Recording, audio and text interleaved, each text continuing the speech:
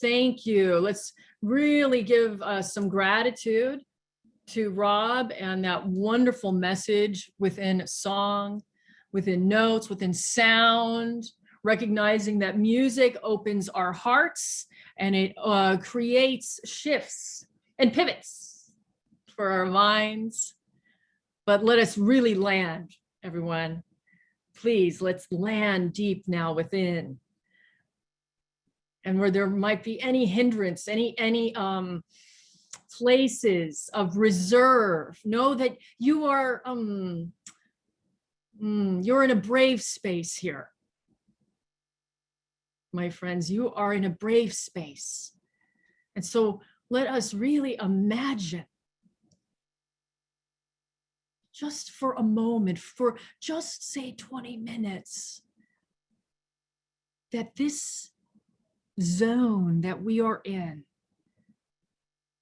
that no hurt, harm, or danger can come near. Not you, not us. And so because of that, there is infinite possibilities for your healing. For your healing and for our healing. And so I'm going to invite you to do what we often do, which is take a breath from this place now, not from a moment ago, but from this moment. Breathe in, please, please.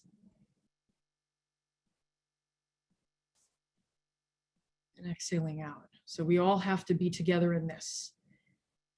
I'm going to ask that we are very present and that we really avail ourselves to this moment. In fact, what I'm seeing right now is, you know, how cyclists go in that formation, in that V formation, to help one another along so that they can stay in tempo and keep the speed flowing and going like so. That is how I see us right now.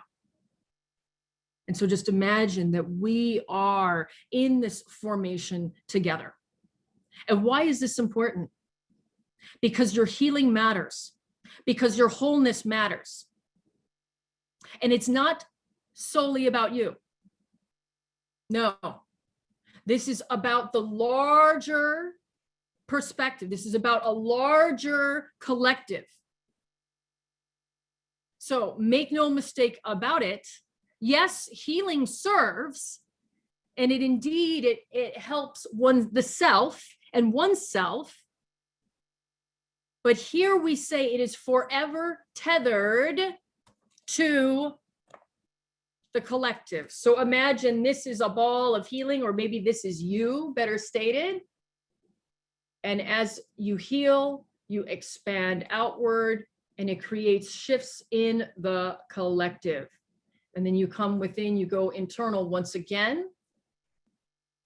Say that this is Sunday night, coming back in, returning to the well, touching in, dipping down for that healing, so that you may go outwards into the world. This is actually all that Revolution of Love is this plastic ball.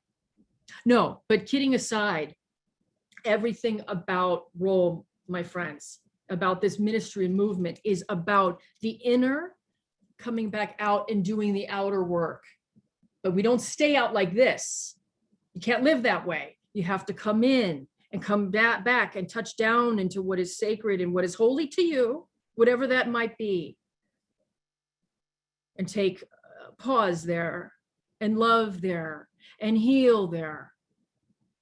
So again, I implore all of us tonight to take this so seriously and radically.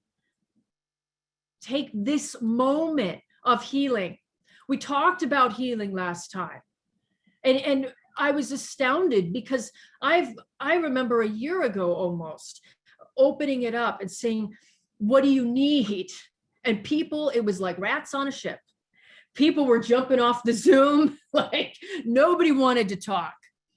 But last week, you all wanted to talk. And that says something. You wanted to offer in to the space not what necessarily you need to heal. I might have said it like that, and I want to correct that if I did, but say it like this: what needs healing? What needs healing within you? See, that's a very different statement. So the healing tonight is this. It's about value, and it's about reciprocity.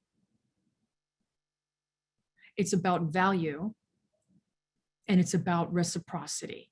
And I'll explain that, but I want to just put that right there. Hold that right there. And I want to lift something up, and I want to push back on self-care and say that there's too much onus there. There's too much heavy duty lifting and responsibility in self-care. And so at Roll, again, part of why this was created is that we take care of each other, that we look in after one another, that we value each other and take it seriously what it means to value one another. So when Lola read the vision statement tonight, there was this second line here: we embrace people where they are at religiously, spiritually, and welcome those who may be agnostic or atheist. And a simple way to translate that, my friends, is that we value you. We value your life experience. We value your belief system. We value your wisdom. And extending and extrapolating upon that, we value all parts of you, all pieces of you. Even if you identify, say you feel broken in this moment, bless you. We value all the pieces that make you who you are. I want to ask something right now, and that is, when was the last time you felt truly valued?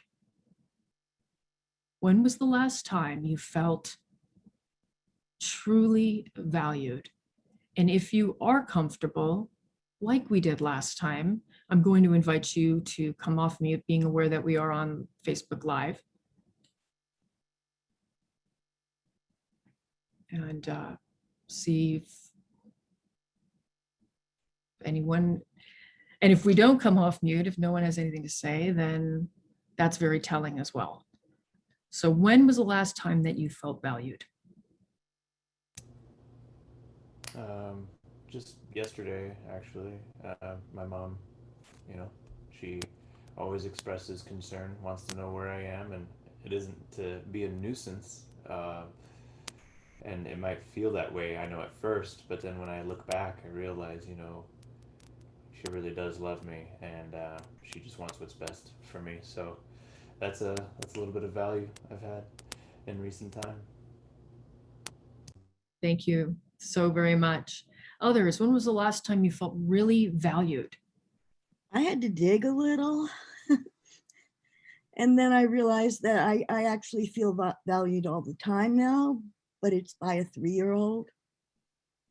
The rest, I don't know. They value me for what I can do, and they need me for the 3-year-old, stuff like that, Mm-hmm. The 3-year-old, it's all pure, it's all honest, and she shows me it with that glint in her eyes that she seems to have just for me. That's beautiful. Thank you, Evie. Others, when was the last time you felt really valued? About 2 hours ago, I sat down on my couch and my dog just leaned against me and looked up at me.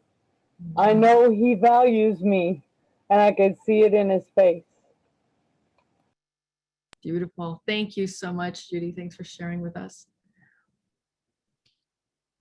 Last week I wasn't. Oh, I'm sorry. Go ahead. Oh no, it's okay. I'm so busy being a mom, doing all these many things. I usually don't even think about this. That's the funny thing about it. I'm so busy doing everything. When you get so busy and you're about to work all the time, a lot of times you don't even really think about it. You don't think about it till you're at the low because you get so busy helping everyone. But the only person I can really think of is the pets, I would say. Is that, what a thing to think of. My son's autistic. He doesn't think about it at all, Yes. I'm not married anymore, so it's just, and I split from my other ex, but it was a good thing. So it's just the pets for me too. Thank you. Sorry. Thank you, Felicia. Thank you so much. And to you, Rob.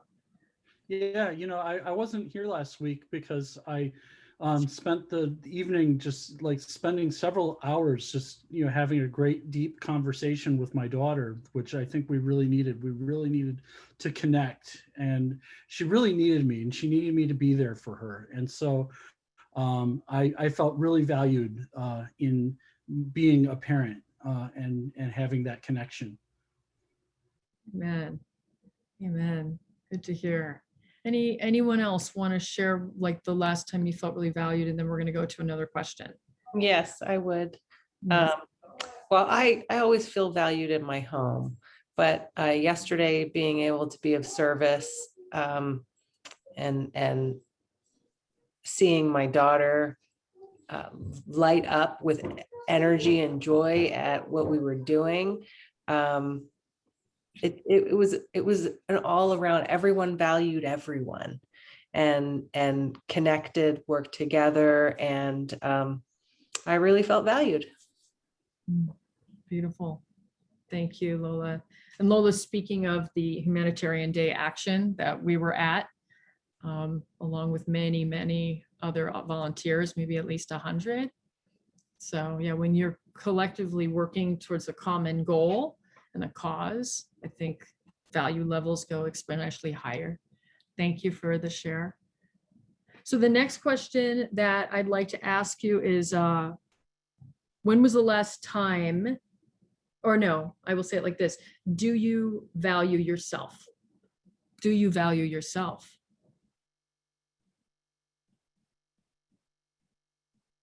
And I'm going to add something here, that value in this context is connected to loving oneself. I like to say it like this. This is the graduate program of really loving oneself. I believe that we can love oneself dearly, 110%, but that doesn't necessarily mean that we are going to value ourselves.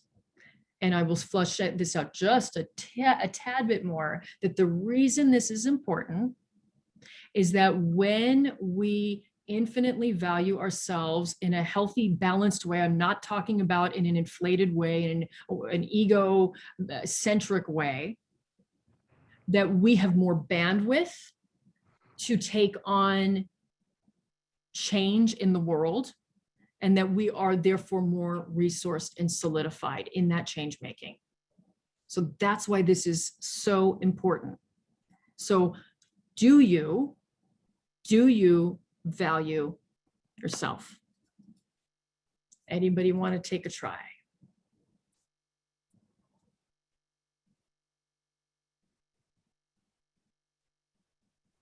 I'll I'll go.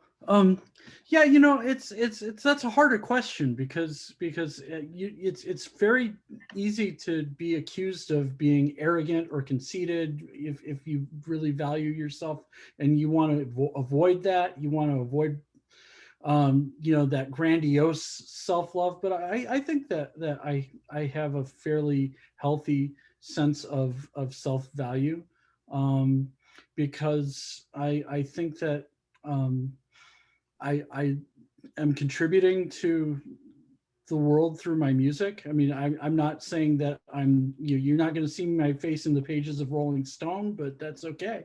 I mean, I find value in being able to connect with people. I mean, through forums like this and other forums that I'm able to find. Thank you. Thank you very much, Rob. Anyone else? Do you value yourself?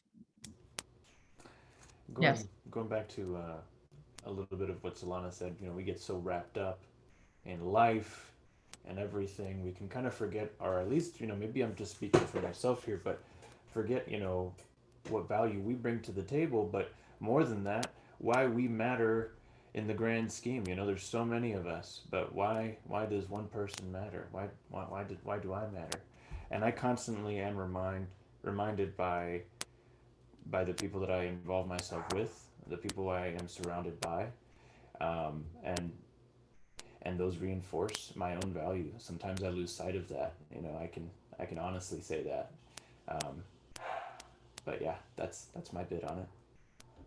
Thank you, Manny. One more, or more? One more person? Okay, me again. Yes.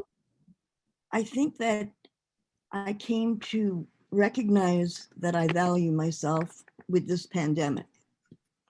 And the philosophy that I took toward it, which is in opposition to a lot of people that I know who have been very cavalier about it. And, but no, I decided early on, after being sick and getting better, that I never want to have COVID again.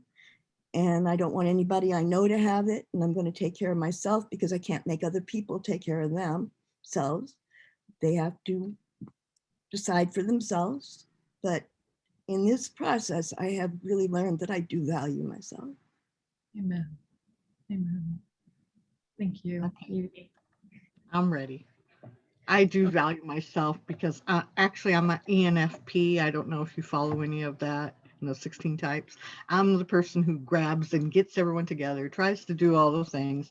I try to bring a lot of value in myself to that, and not to be where, because I've also been bipolar, so you can get that grandiose value like Robert was saying, but I'm trying to keep it on even keel here, and I love working with you guys and then working with other groups I work with. But I just love bringing the people together, trying to get people to the good word, just to know there's a different way, we can't be defeated in our words, I try to be inspiring. And that's where I see my value. Thank you. Right. Thank you. Thank you, Solana, Felicia. So, okay, I want to sink in. I want to sync up and sink in. And let's just sit for a moment, my friends.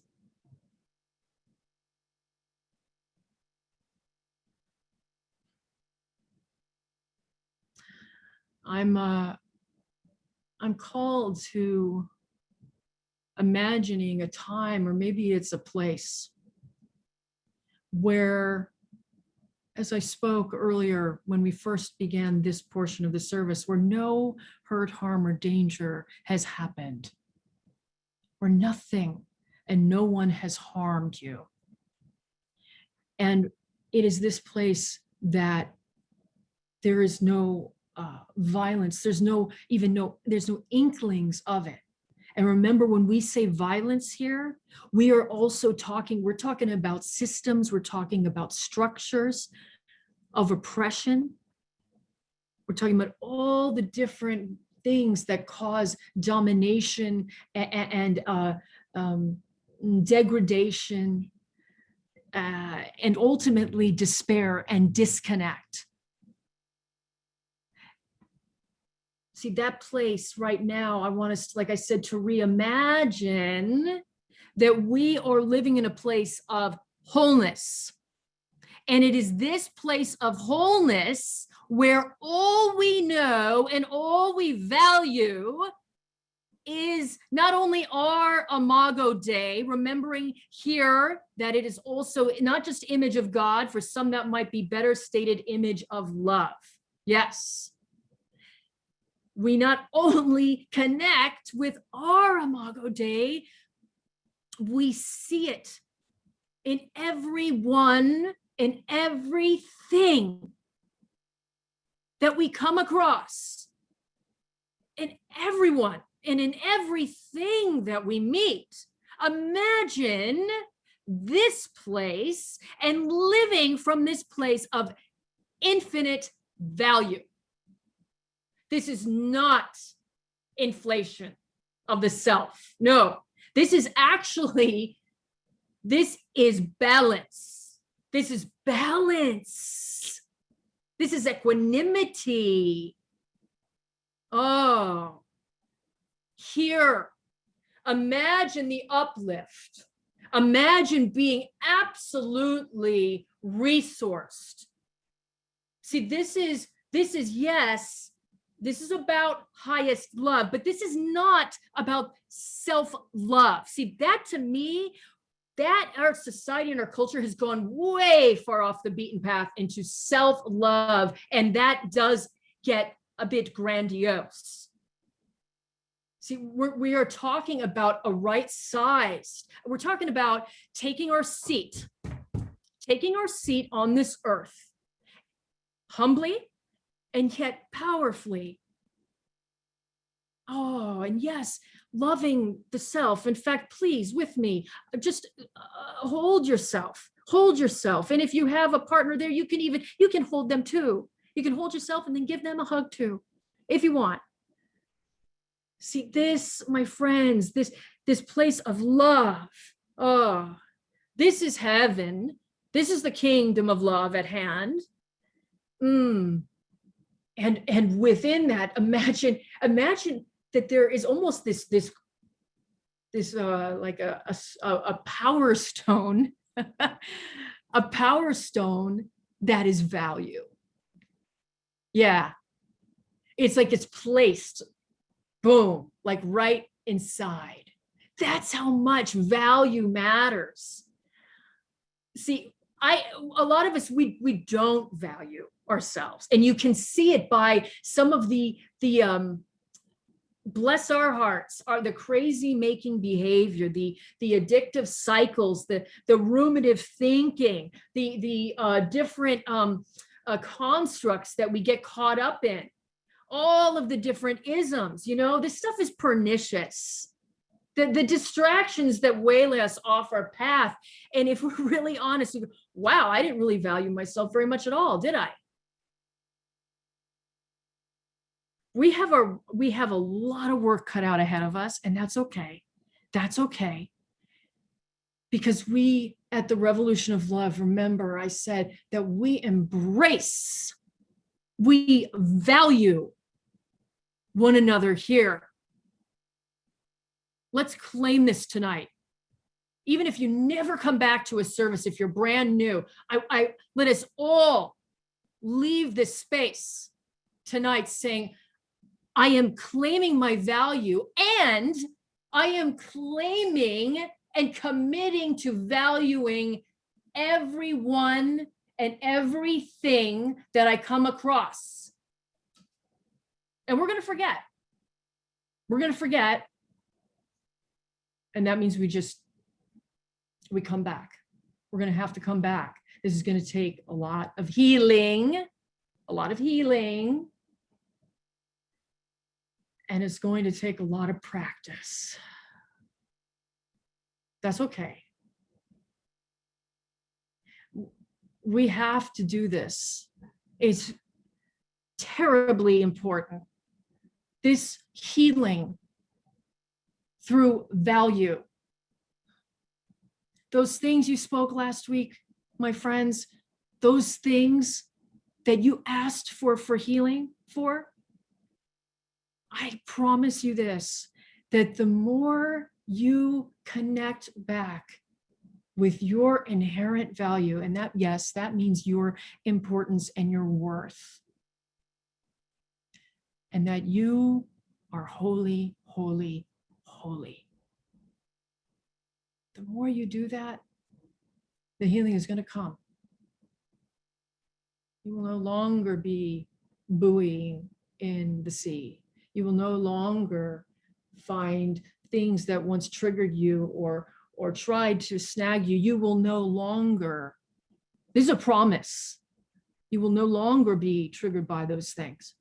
Now let's connect it to the bigger picture. Remember the ball. Remember the plastic ball. This matters because we are called right now. We are living through incredibly potent times, and we have to be tip top. We can no longer afford to be connected to our stories and the narratives and the things. And please don't mistake me for saying that these aren't valid traumas that we have all gone through, or sadnesses or wounds. But we have to be tip top. We must be. Because there is a world calling for change. And I believe that there is a God, that there is a love that they call it the Mother Earth is saying, come on, let's do this. Remember that V formation, get in formation and create the change that is going to come, create the change that needs to come, create the change that is a positive change of a world that ought to be. This is why we say the time is now. This is why we spend time looking within on these Sunday night services, and even just asking the question, hey, what needs healing in you? You know, sparking those places and going, yeah, let's be honest. Let's look, you know, saying, yeah, is there parts of me that are so pained and so wounded, or parts of me that are even violent, really, it's okay. Let's look at this stuff. Let's unravel it. Let's unfold it. Let's unwind it. Let's do all those things so we can have that shift, or that word pivot, and then integrate. Because why? Because we are called to create change. Now that change, that is going to perhaps look very differently for each of you. That could be through music, like what Rob effortlessly, you know, played for us today, his compositions. That could be, I think Margaret might do some anti-racism work. David, with all of his poetry and all of his writing, you know, all the ways that we can affect change creatively. Let's get real creative with this, my friends, and let's let no stone be unturned. Where every moment of every day, we are sitting and residing on this place of infinite value. That is not about narcissism, that is not about being inflated, that has everything to do with the spiritual touchstone. Yeah.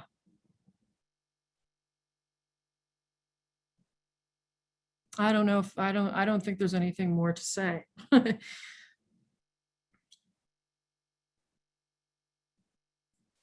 There's one thing I didn't say, like, how.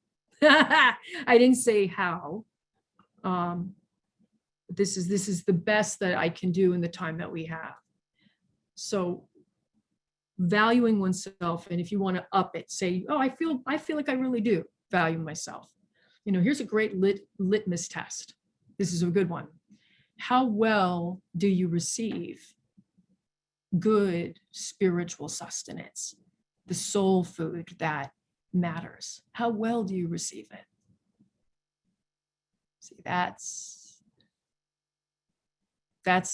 different, because you have value, infinite value, just because of who you are. You don't have to do anything. Just because you were born. Just because you're here. We were made in that image of God, in that image of love. You don't have to do anything to prove it. See, that's the grandiosity. You don't do anything. So how well do you receive just for being you? And my prayer, my friends, is that when you come into this space, that you leave here knowing that we love you, that we care about you, even if we have never met, that you can feel something here and that you are receptive to that. I know it's hard because all of us have had so much wounding, right? Especially if like from the church, or a lot of us have had that. You know, you may have had that. I was pretty lucky. I didn't really have so much of that. And it's not just religious wounding. It's interpersonal. It's all the different hurts. It's in the societal. And so I know it can be hard to receive that which is seeking you.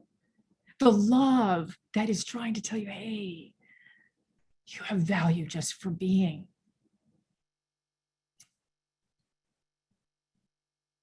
Yeah. Receive. And with that, be careful what you receive. Discern and be wise. If something doesn't feel good, if this doesn't feel good, gosh, I hope not. But if you're somewhere or around someone and it's not, don't receive that. Don't just take in. No, you discern. You're wise. Let's amplify that which you know. So use your powers of discernment, that God-given wisdom and strength. See, it's nuanced, isn't it? It's very nuanced. This also matters because we all need to start giving. Remember, I said reciprocity. We all need to start giving from a really high, exalted place. And that's going to mean tuning into what people need. Not what we think or what I think they need. So let's up our game. No, forgive me. Let's up the ante. This isn't a game. Let's up the ante and come away from this night really committed to valuing ourselves, but not leaving that there, valuing one another, valuing everything, the plants, the wingeds, the four-leggeds, and noticing when we might not quite receive that which is seeking us. That is holy. There's a song. I'll sing this to you now. This is a song my teacher used to sing to us, and this is how we'll close this time. And I like to sing, and I don't care. I'm not a singer, so, you know, whatever. I'm a pianist originally, but I love to sing. So this is a prayer to you right now. So receive this, please. This is right away. We'll practice receiving.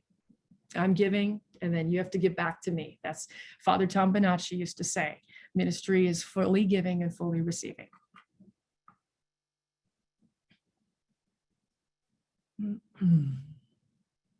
You are holy, holy, holy. You are holy, holy, holy.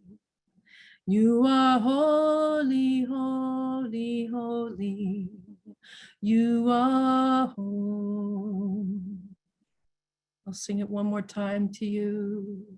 You are holy, holy, holy. You are holy, holy, holy.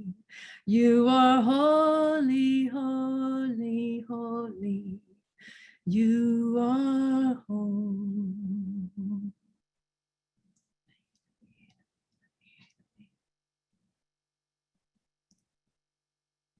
People said amen.